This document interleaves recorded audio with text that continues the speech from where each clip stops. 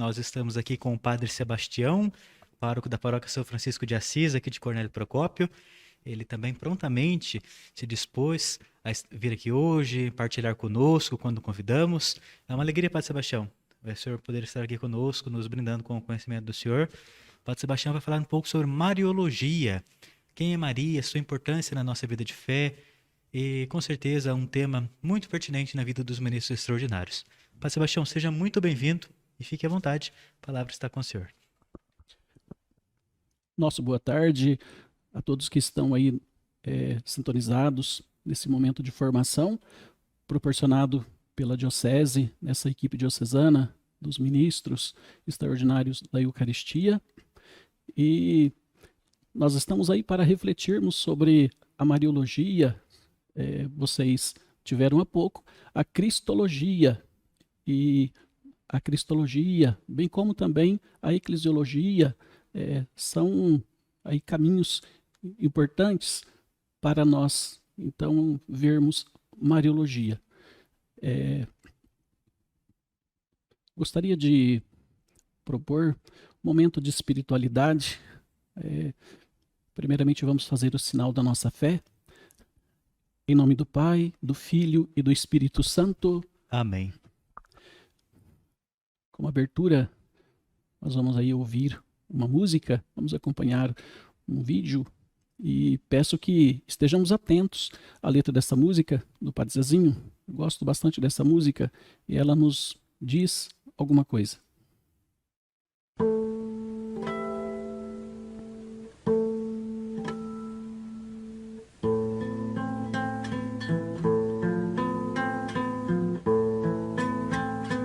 Vou-lhe contar uma história de uma jovem chamada Maria. Em Nazaré da Galileia, outro igual eu não sei se existia. Não sei se eram verdes seus olhos, se tinha cabelos morenos. Só sei que Maria de Nazaré resolveu se casar com José. Só sei que Maria de Nazaré resolveu se casar com José.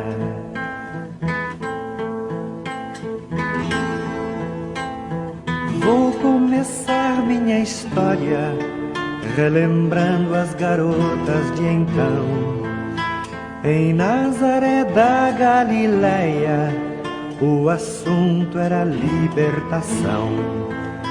Não sei se eram verdes seus olhos, se tinha cabelos morenos. Só sei que Maria de Nazaré resolveu assumir sua fé. Só sei que Maria de Nazaré resolveu assumir sua fé.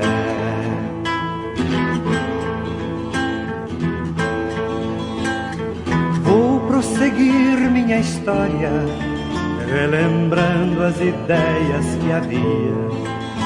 Em Nazaré da Galileia, a mulher muito pouco valia. Não sei se eram verdes seus olhos, se tinha cabelos morenos. Só sei que Maria de Nazaré foi a santa mulher de José. Só sei que Maria de Nazaré foi a santa mulher de José.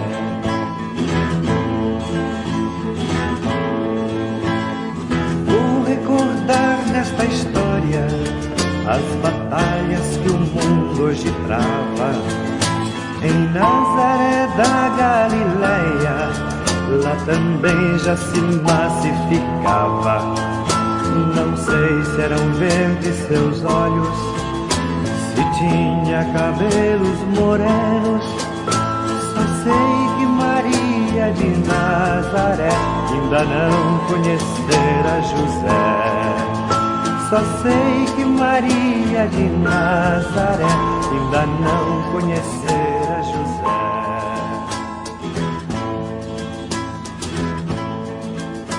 A jovem senhora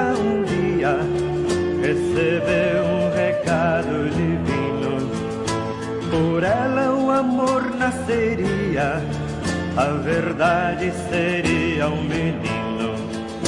Não sei se eram verdes seus olhos, se tinha cabelos morenos. Só sei que Maria de Nazaré aceitou, mas não disse a José. Só sei que Maria de Nazaré aceitou, mas não disse a José.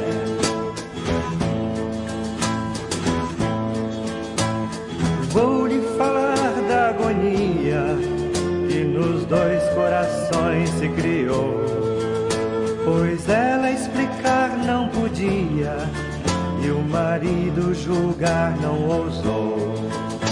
Não sei se eram verdes seus olhos, se tinha cabelos morenos.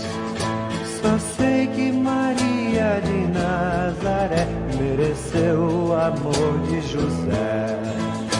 Só sei que Maria de Nazaré mereceu o amor de José.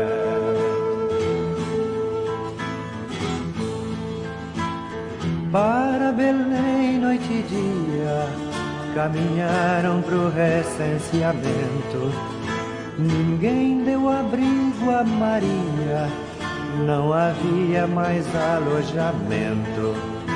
Não sei se eram verdes seus olhos, se tinha cabelos morenos. Só sei que no ventre daquela flor rejeitaram o libertador. Só sei que no ventre daquela flor rejeitaram o libertador.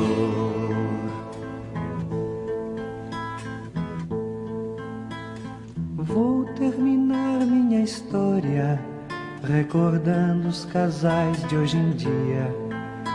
Em Nazaré da Galileia, o divórcio também existia. Não sei se eram verdes seus olhos, não sei se foi loira ou morena. Só sei que Maria de Nazaré foi fiel a seu Deus e a José. Só sei que Maria de Nazaré foi fiel a seu Deus e a José.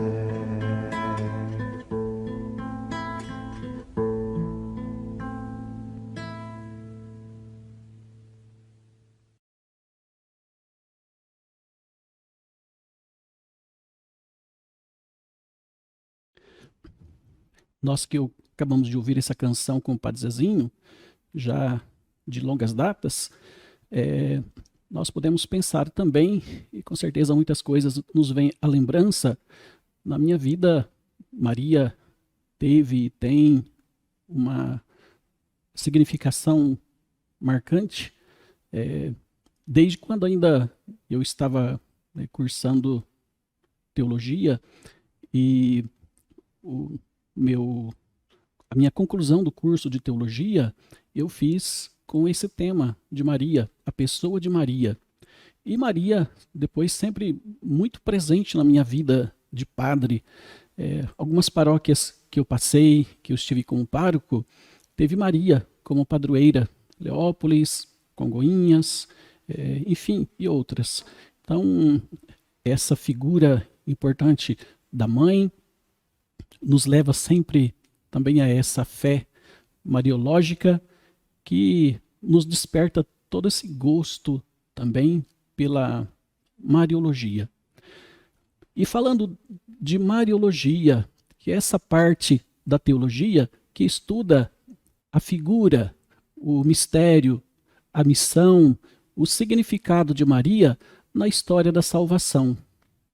É a ciência teológica que investiga, esclarece e aprofunda a presença atuante de Nossa Senhora no mistério de Cristo e da Igreja.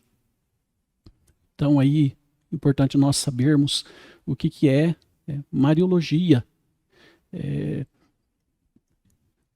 Para nós também adentrarmos nesse tema, a todos que estão aí com esse interesse de servir a Deus na sua igreja através do ministério, é muito importante sabendo que o ministro vai estar bastante ligado à liturgia, às questões litúrgicas.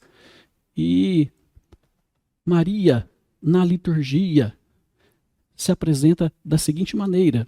Vamos começar refletindo aí. Há um princípio muito importante a ser seguido no caminho de nossa fé, expresso pelo axioma lex orandi, lex credenti, a saber, a lei da oração é a lei da fé. Isso significa que a oração expressa a nossa fé. Tal princípio se aplica particularmente na oração pública da igreja. A liturgia, para entendermos o lugar de Maria na vida cristã, é fundamental a partir das celebrações da igreja que faz solene memória da Mãe de Cristo.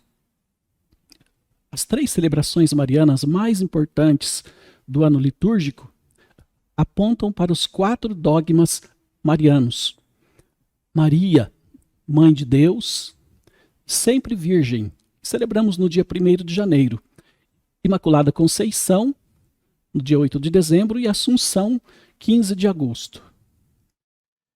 Maria não é o Deus do templo, ela é o templo de Deus. Entretanto, se a Santa Virgem possui um lugar especial na liturgia da igreja, ela não é a finalidade da igreja. O culto de adoração, chamamos de latria, é devido somente a Deus. Só Ele é o objeto primeiro e supremo da liturgia da igreja. Maria recebe de todos os que pedem a sua intercessão um culto de veneração, que nós chamamos de dulia, e mesmo de hiperdulia, porque a Virgem é mais intercessora sozinha do que todos os santos e anjos reunidos. Maria não é o Deus do templo, nós dizemos, ela é o templo de Deus, o que não impede que, desde as origens da igreja e em todas as nações do mundo, a liturgia celebre e honre a Mãe de Deus, aquela que cantou o seu Magnificat, doravante todas as gerações me chamarão de bem-aventurada. Nós temos algumas orientações pastorais. Nós, católicos, reconhecemos que as práticas devocionais são boas, pois nos levam a viver com sintonia com Deus e a seguir Jesus intensamente. No entanto, todo exagero faz mal. É como o bom remédio. Fora da medida adequada, pode destruir em vez de curar. Atualmente, presenciamos um exagero na devoção do catolicismo. Em alguns casos, o remédio se parece com uma doença, simplesmente porque não há limites. E tudo o que se faz sem critérios e limites corre o risco sério de decair em extremismos. No campo religioso, isso se manifesta na intolerância e na miopia espiritual. As pessoas passam a considerar a todos o que não pensam como elas e são incapazes de se autocriticarem, mesmo que estejam recheadas de boas intenções.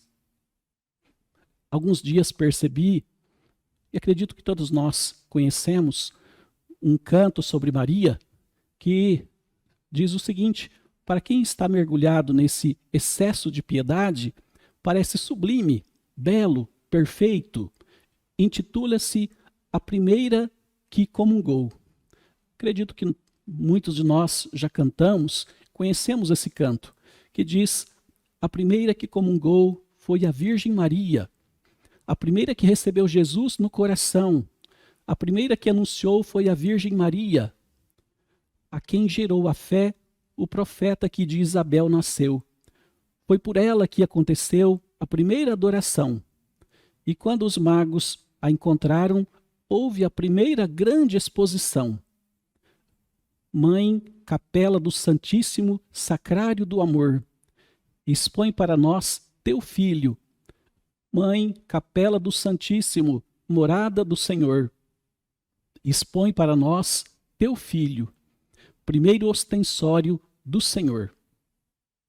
O Concílio Vaticano II, ao promover uma grande renovação da Igreja, pediu que voltássemos à fonte do Evangelho e das primeiras comunidades cristãs. No capítulo 8 do documento sobre a Igreja, intitulado Lumen Gentium, apresenta a figura de Maria na dosagem saudável. Diz que Maria deve ser compreendida em relação a Cristo e a Igreja.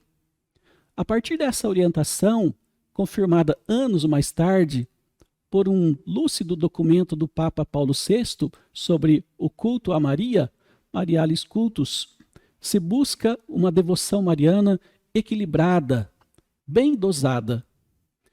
Infelizmente, não é o que se vê na música que nós acabamos de mencionar acima. O uso exagerado da analogia, ultrapassando o bom senso, leva a afirmações que não são corretas.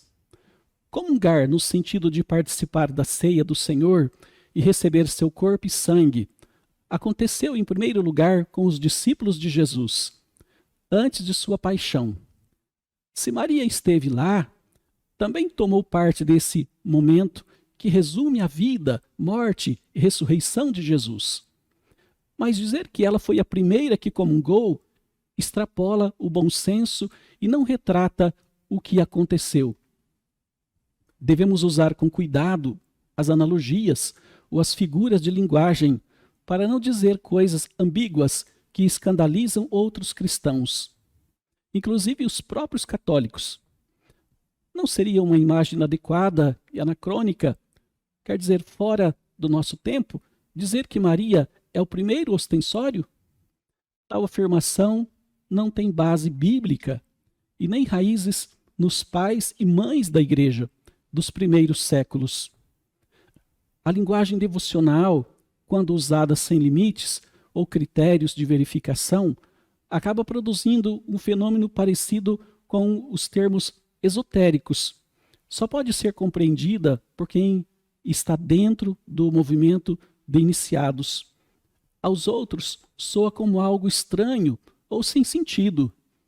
Para quem está mergulhado no devocionismo, não há limites em usar as figuras de linguagem. E aqui está o grande problema. Lentamente, Maria se torna mais importante do que Jesus. E o Jesus da devoção também está distante do nosso Mestre e Senhor apresentado nos Evangelhos. A devoção exagerada não cura. Ao contrário, lentamente levanta as terríveis desvios. Maria merece nosso respeito. A devoção a ela é legítima, mas não pode extrapolar o bom senso. Então devemos sempre cultivar a lucidez.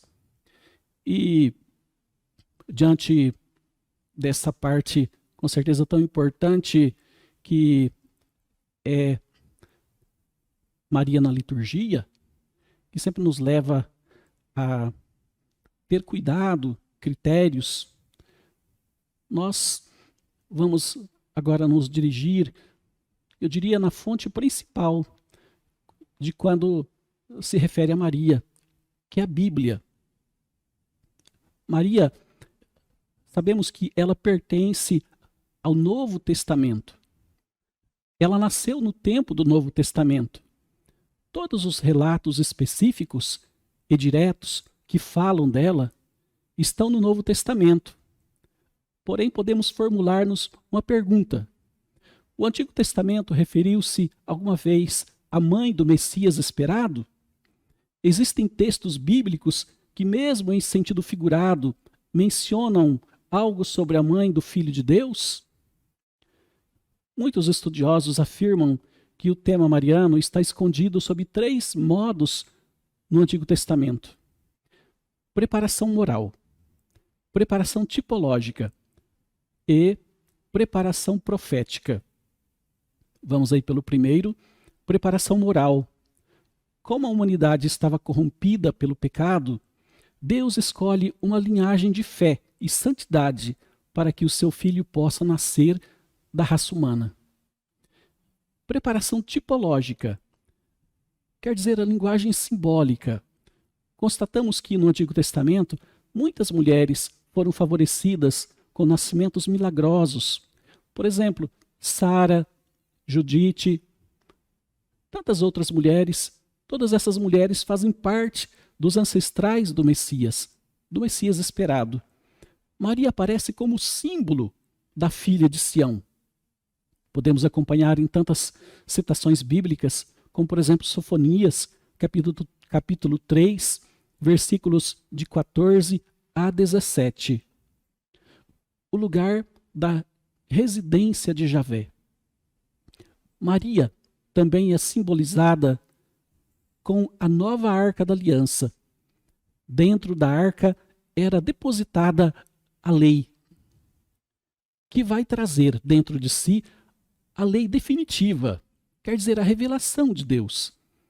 Seu próprio filho, Jesus. Rejubila-te, filha de Sião, solta gritos de alegria, Israel. Alegra-te e exulta de todo o coração, filha de Jerusalém. O Senhor revogou tua sentença, eliminou teu inimigo. O Senhor, o Rei de Israel, está no meio de ti, não verás mais a desgraça. Naquele dia será dito a Jerusalém, não temas, Sião. Naquele dia será dito a Jerusalém, não temas, Sião. Não desfaleçam as tuas mãos. O Senhor teu Deus está no meio de ti, como um herói que salva. Ele exulta de alegria por tua causa. Ele te renova por seu amor. Ele se regozija por causa de ti, com gritos de alegria, como nos dias de festa. Preparação profética. Além do texto acima de Sofonias, temos alguns que podem ser aplicados a Maria.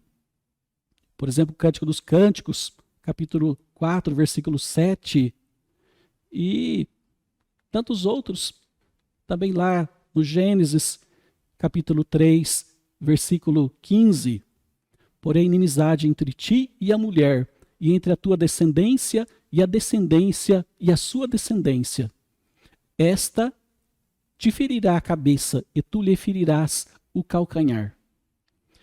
Uma consideração sobre esse texto. O texto é muito significativo e apresenta uma primeira leitura, a luta até o fim dos tempos entre a humanidade e o demônio. O termo ela te ferirá a cabeça pode aludir tanto a Maria, a nova Eva, como à igreja. Portanto, o Senhor mesmo vos dará um sinal. Eis que uma virgem conceberá e dará à luz um filho, e seu nome será Emanuel. Considerando o texto, embora o texto faz referência ao nascimento de um herdeiro na linhagem de Davi, pode ser muito bem ser aproveitado como uma profecia mariana. Lá em Miqueias, capítulo 5, versículos de 1 a 4, agora ajunta-te em tropas, ó filha, por-se-á cerco contra nós, ferirão a vara no queixo ao juiz de Israel. Mas tu, Belém de Éfrata, posto que pequena para estar entre os milhares de Judá, de ti é que me sairá aquele que há de reinar em Israel, e cujas saídas são desde os tempos antigos, desde os dias da eternidade. Sobre esse texto, mesmo não apontando diretamente uma referência mariana, o texto fala diretamente de um rei pastor, saído da tribo de Davi. Seu nascimento se projeta para o futuro. Os verbos estão no futuro. Portanto, os entregará até o tempo em que esta de parto tiver dado à luz. Então o resto de seus irmãos voltará aos filhos de Israel, e ele permanecerá e apacentará o povo na força do Senhor, na excelência do nome do Senhor, seu Deus. E eles permanecerão, porque agora ele será grande até os fins da terra. A Bíblia não nos dá informações sobre detalhes da vida de Maria. Nós temos os apócrifos. Os evangelhos falam o suficiente sobre Maria. Não pretendem encher nossa cabeça de informações e satisfazer e acolher o segredo de sua pessoa. Os evangelhos giram em torno dele. As cartas de Paulo só se fala de passagens sobre Maria. Lá em Gálatas, capítulo 4, versículo 4. É a única passagem e a única vez que Paulo fala sobre ela. Ao chegar à plenitude dos tempos, Deus enviou seu filho, nascido de mulher. Marcos coloca Maria no meio dos familiares de Jesus, sem dizer nada sobre ela. Já Mateus apresenta Maria como a mãe virginal do Messias, muito unida a seu filho. Mas não cita nenhuma atitude especial dessa mulher. Os católicos dizem que Maria é importante porque foi a mãe de Jesus. Lucas, o evangelista Lucas, mostra que Maria tem muitas outras qualidades. Vamos entrar no evangelho de Lucas, passear um pouco por ele, olhar com detalhes as costuras e as minúcias desse evangelho. Por exemplo, a anunciação a Maria é parecida com outras cenas de anúncio de nascimento, como de Abraão, lá em Gênesis capítulo 17, versículo 19 a 21, e a da mãe de Sansão, lá em Juízes capítulo 13, versículos de 1 a 6. Também de João Batista ao seu pai Zacarias, Lucas capítulo 1, versículos de 5 a 20. Sempre é Deus quem toma a iniciativa. A pessoa questiona e Deus lhe oferece um sinal, mas o anúncio a Maria tem algo original. Não só prepara o nascimento de Jesus, mas também mostra a vocação de Maria e sua resposta generosa. O enviado de Deus começa com uma saudação simples. Alegra-se, Maria. Convida Maria a participar da alegria do novo tempo, que começa com a vinda de Jesus. Maria recebe um nome especial que nenhuma outra pessoa tem na Bíblia, cheia de graça.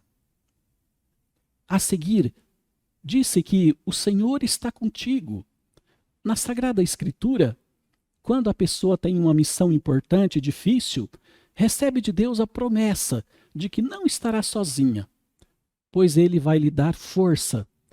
Por exemplo, na vocação de Isaac, de Moisés, de Jeremias. Eis que a servidora do Senhor, faça-se em mim segundo a vossa palavra. Ou seja, entregas à fé. Você é feliz porque acreditou. Tudo que o Senhor lhe disse acontecerá. Maria nos ensina a cultivar a interioridade. Por 2 vezes, Lucas nos fala que Maria guarda no coração os acontecimentos e procura descobrir o seu sentido. Na primeira vez, depois do nascimento de Jesus. Na segunda vez, o menino está crescido já. É adolescente, um rapazinho com os seus 12 anos. O evangelista quer dizer que isso era constante em Maria. Não aconteceu uma única vez. Lucas nos fala de Maria pela última vez, no início dos Atos dos Apóstolos. Maria e outros parentes próximos de Jesus reúnem-se constantemente em oração. Lucas nos conta que, logo depois da Anunciação, Maria sai às pressas para visitar sua parenta Isabel. Maria é missionária. A fé de Maria já começa a dar frutos. A minha mãe e os meus irmãos são os que ouvem a palavra de Deus e a põem em prática. Lucas capítulo 8, versículo 21. Outra vez, Jesus está falando à multidão quando uma mulher grita repentinamente: feliz aquela que te trouxe no útero e te amamentou. Jesus responde: antes bem-aventurados, ou seja, felizes, os que ouvem a palavra de Deus e a observam. O principal mérito está em ser uma pessoa de fé, que acolhe a palavra de Deus e a concretiza. Santo Agostinho diz que Maria concebeu Jesus primeiro no coração, depois no corpo. Muitos imaginam que Maria já nasceu como uma santa, prontinha e acabada. Pensam que ela já sabia de tudo, já conhecia com detalhes o que ia acontecer com ela e o seu filho. Lucas corrige essa ideia equivocada. Encontramos lá em Lucas capítulo 2, versículos 34 seguintes. A espada quer dizer o desafio do próprio Jesus, palavras e atitudes tão diferentes das pessoas do seu tempo. Para Lucas, o evangelista, um dos principais sinais do reino de Deus, da boa nova da salvação, é promover novas relações sociais que superem a pobreza. O Espírito do Senhor está sobre mim, porque ele me ungiu para anunciar a boa nova aos pobres, aos cativos a libertação. Felizes os pobres, os que têm fome, os que choram, o reino pertence a eles. Para Lucas, Maria é uma mulher pobre, mas não miserável. A pobreza não lhe destrói a dignidade. Tem um coração de pobre aberto para Deus. Maria anuncia que Deus tem compaixão dos pobres e grita por justiça. Lucas começa o evangelho narrando a anunciação do anjo Gabriel ao pai de João Batista. O Cântico de Maria, que está em Lucas capítulo 1, versículos 46 a 55, que é o Magnificat, palavra em latim que significa engrandece, exalta, está baseado no hino de Ana, mãe de Samuel. Lá no Antigo Testamento, Samuel, capítulo 2, versículo 10. O Magnificat mostra que Maria é ao mesmo tempo uma mulher santa, toda de Deus, e uma pessoa com consciência da história. João já só seleciona 7 deles.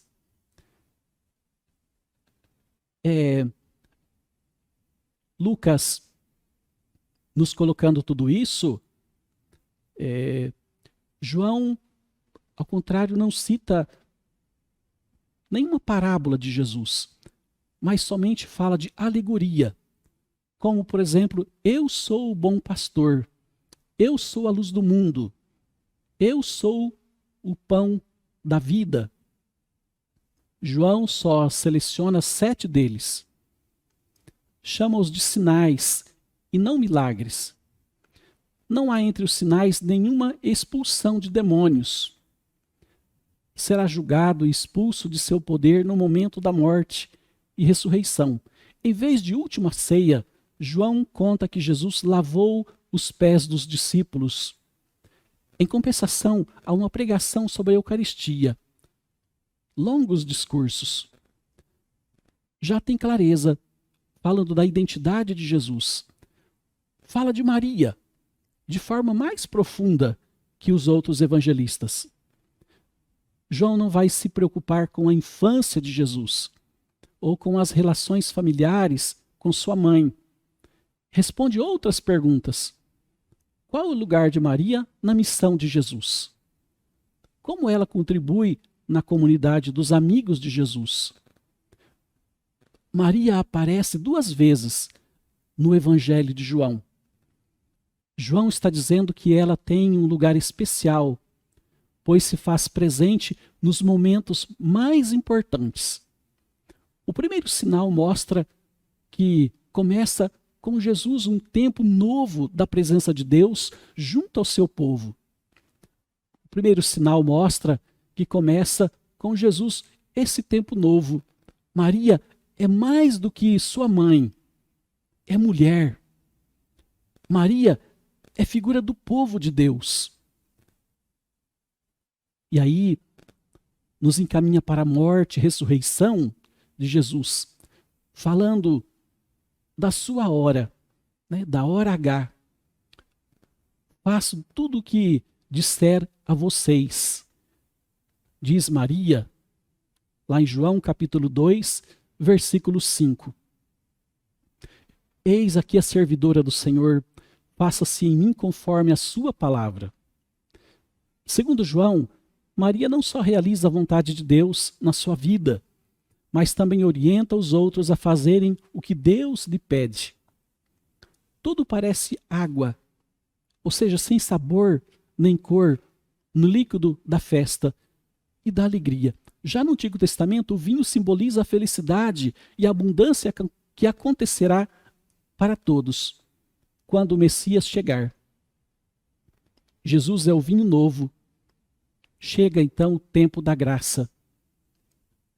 Ela também representa o pequeno grupo que perseverou, que não fugiu no momento da perseguição e da crucificação de Jesus. Junto com Maria e as mulheres, só fica um homem, o discípulo amado. Na tradição cristã, se diz que ele é o jovem apóstolo e evangelista, João. Ela é chamada por Jesus de mulher, como em Caná. Está bem além dos laços de sangue, das relações familiares. Por vontade de Jesus, Maria é adotada como mãe pela comunidade cristã de todos os tempos.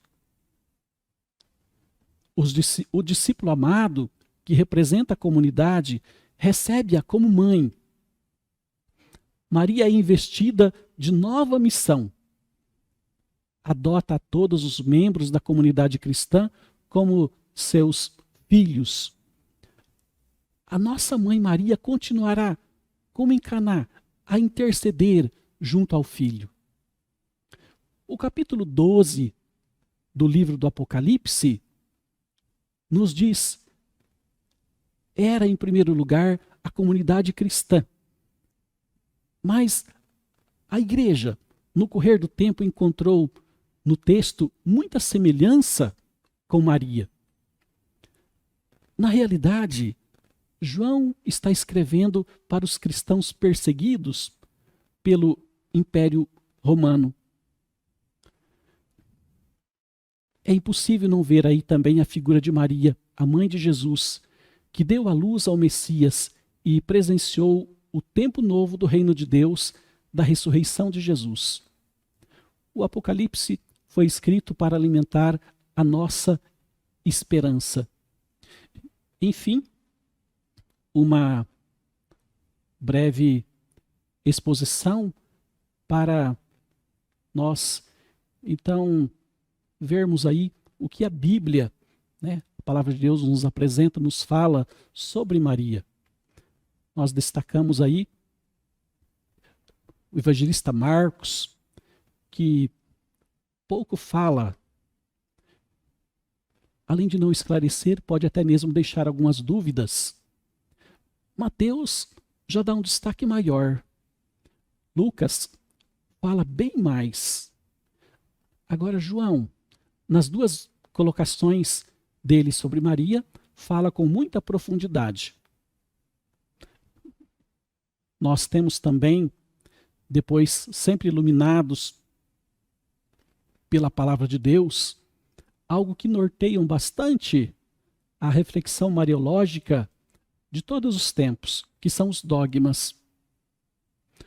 Os dogmas, esse termo, o termo dogma, provém da língua grega, dogma, que significa opinião e decisão.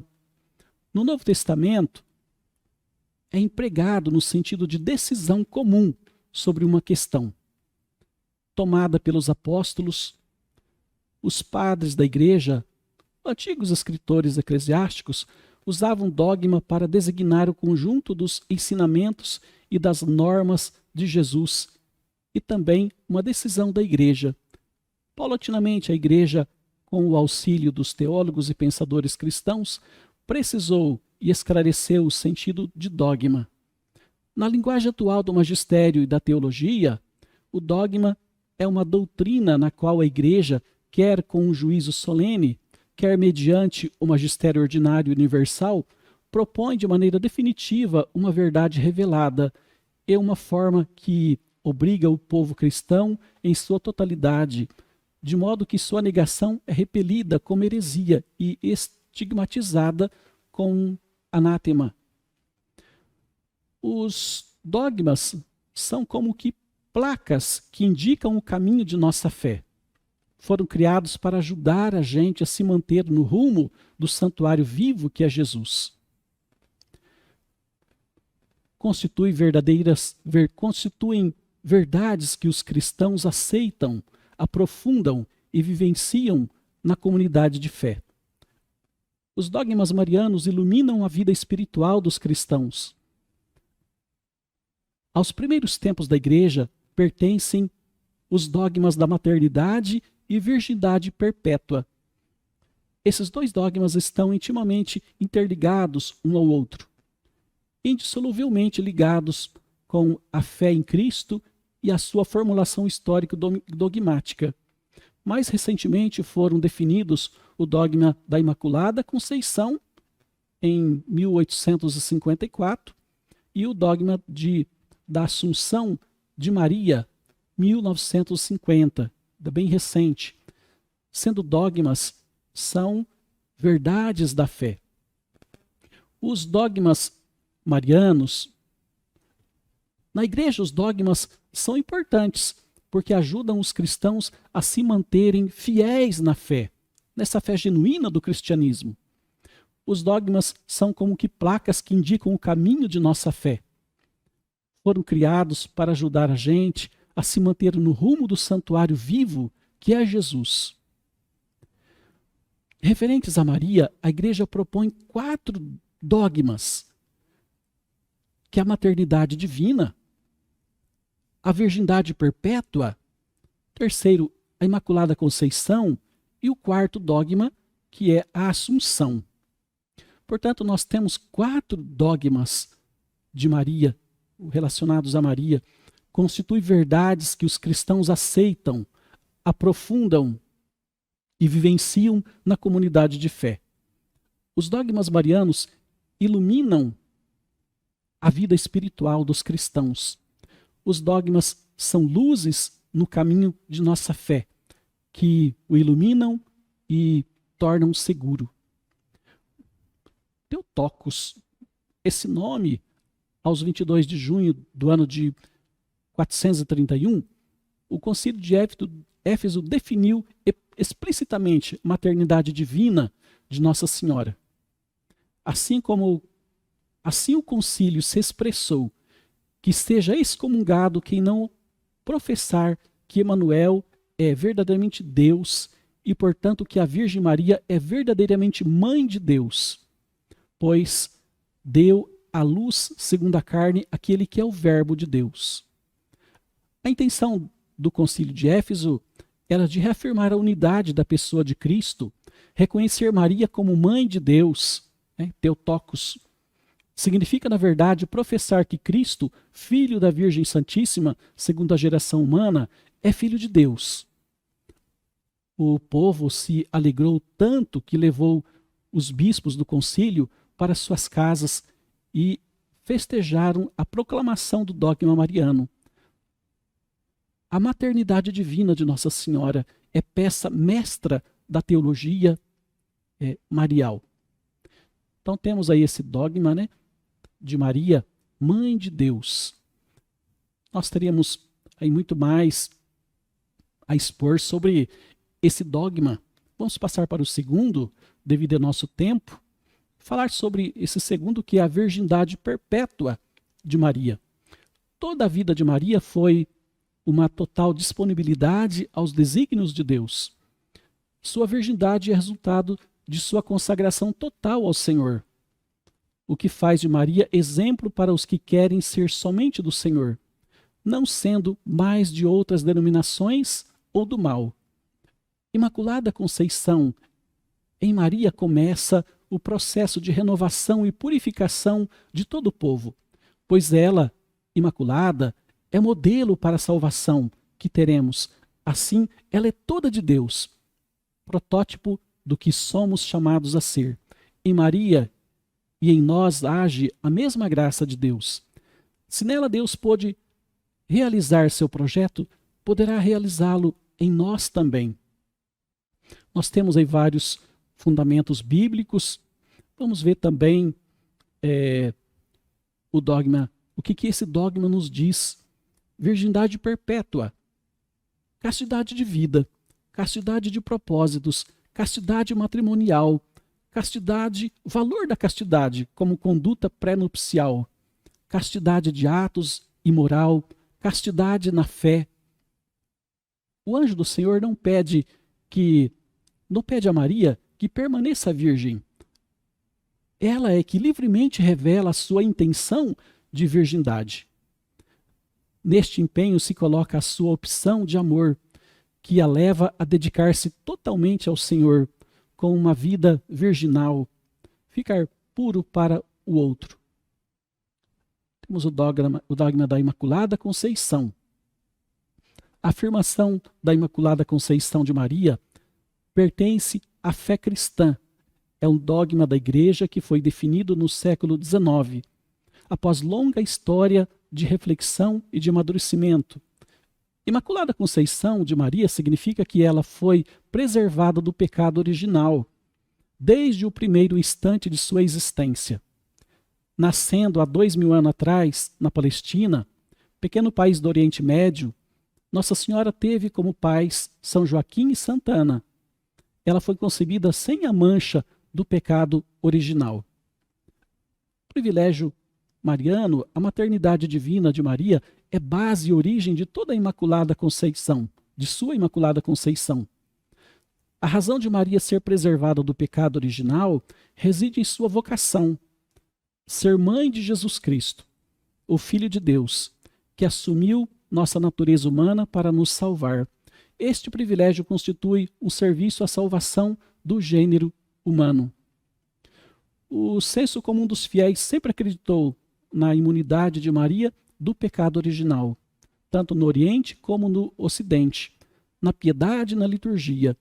Eles, desde os primeiros séculos, se compraziam em celebrar a santidade e pureza da Mãe de Jesus. À exceção, já no século VIII, celebrava-se a festa litúrgica da Conceição de Maria, aos 8 de dezembro, ou 9 meses antes da festa da Natividade de Nossa Senhora, comemorada no dia 8 de setembro. No século X, a Grã-Bretanha celebrava a Imaculada Conceição de Maria. O debate entre os teólogos atravessou os séculos. Enfim, definição do dogma no século XIX. O Papa Pio IX interrogou os bispos nos diversos países, evidenciando que a necessidade de se declarar o privilégio da Imaculada Conceição de Maria exprimiria o sentimento comum de toda a Igreja. Todavia, a consulta ressaltava que é necessário relacionar tal privilégio com a redenção de Jesus Cristo. Enfim, diante desse dogma, que também teríamos muito a ver, vamos aí para o último, que fala da Assunção, da sua assunção ao céu. A Assunção de Maria foi o último dogma a ser proclamado por obra do Papa Pio XII, a 1º de novembro, na Constituição Apostólica Munificentíssimos Deus. O pontífice afirmou que depois de terminar o curso terreno de sua vida, ela foi assunta de corpo e alma à glória celeste. Mais de 200 teólogos em todas as partes da Igreja demonstraram interesse e entusiasmo pela definição dogmática. Imaculada e assunta ao céu, Maria é a realização perfeita do projeto de Deus sobre a humanidade. A Assunção manifesta o destino do corpo santificado pela graça. A criação material participando do corpo ressuscitado de Cristo e a integridade humana, corpo e alma, reinando após a peregrinação da história. Enfim, esse dogma nos diz que a Assunção, olhando para Maria, o cristão aprende a descobrir o valor do próprio corpo e a preservá-lo como templo de Deus, templo do Espírito Santo, na expectativa da ressurreição. Maria assunta aos céus é a realidade futura por qual todos passaremos. É anúncio da salvação antecipado por ela. Assim como Maria, também seremos chamados a termo para prestarmos conta. Maria, toda de Deus, toda da gente. Enfim, com esses 4 dogmas, e também lembrando como nós iniciamos, diante do maximalismo e do minimalismo sobre Maria, houve tempo em que se deu um espaço pequeno para Maria, como aí devido à reforma. Depois a igreja sempre vai procurando dar uma resposta, colocar Maria no seu devido lugar. É o que aconteceu, por exemplo, a uma certa altura da história, um certo maximalismo, ou seja, um exagero na devoção. A igreja também vai procurando dar um espaço, ou seja, uma resposta. E aí nós temos o Concílio Vaticano II. Muitos pediam que se tivesse aí uma encíclica sobre Maria. Mas, por fim, se decide um capítulo na Lumen Gentium, todo sobre Maria. E então, aí, na Lumen Gentium, vai se colocar Maria no seu devido lugar. Então, Maria, nós lembramos, ela em relação a Cristo e a Igreja. Ela, como sabemos, e como canta uma música do Padre Zezinho, não é deusa, mas é exemplo, é modelo para todos nós cristãos. Que essa reflexão, por mais que seja nesse tempo limitado, nos inspire e nos leve a buscar mais conhecimento, mais estudo sobre Maria, que é tão importante para a nossa devoção e também para fundamentar a nossa fé. Que toda essa reflexão possa nos ajudar também no nosso ministério, seja na nossa igreja, ou seja, na liturgia e no nosso serviço.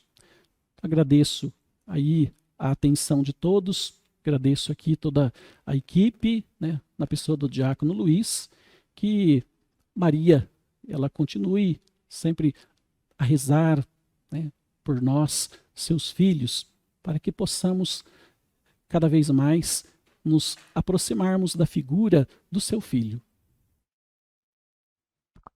Padre Sebastião, gostaríamos de agradecer profundamente ao senhor por sua disponibilidade, estar aqui hoje conosco, nos falando sobre a Virgem Maria, sobre o seu papel na igreja, sobre essa dimensão tão bonita e importante da nossa fé, que exige equilíbrio, que exige de fato essa ponderação que o senhor nos colocou de forma muito boa. Temos uma pergunta aqui de um irmão que nos veio aqui. É uma pergunta e ao mesmo tempo uma colocação. Ele disse assim: os abusos e exageros na devoção de Nossa Senhora são dissonantes com a personalidade de Maria. Ela era uma mulher humilde, sempre falava de seu filho, nunca falava de si mesmo. Aí ele pergunta: o senhor acha que o senhor acha que falta formação bíblica para as pessoas que promovem esses abusos? Isso mesmo. É importante termos presente que Maria, ela nunca quis nada para si. Ela sempre apontou e aponta para o seu filho Jesus. E como mencionamos, uma sólida formação bíblica vai esclarecendo, às vezes, certas coisas que a pessoa faz sem maldade, às vezes por falta de fundamentação bíblica ou por tanto mais. Hoje nós vemos crescente e acreditamos que, às vezes até como uma resposta a tantas situações do mundo, no mundo, há tantos títulos sobre Maria, alguns que até parecem ser um tanto estranhos, mas é importante sempre buscarmos aí essa fundamentação bíblica, e o tempo também vai esclarecendo muita coisa. Com certeza nós já tivemos muitas situações na história da igreja que passou. Nós não tivemos aqui tempo suficiente para falarmos, por exemplo, das aparições. A igreja é muito criteriosa, porque tudo que tinha que ser revelado já foi revelado.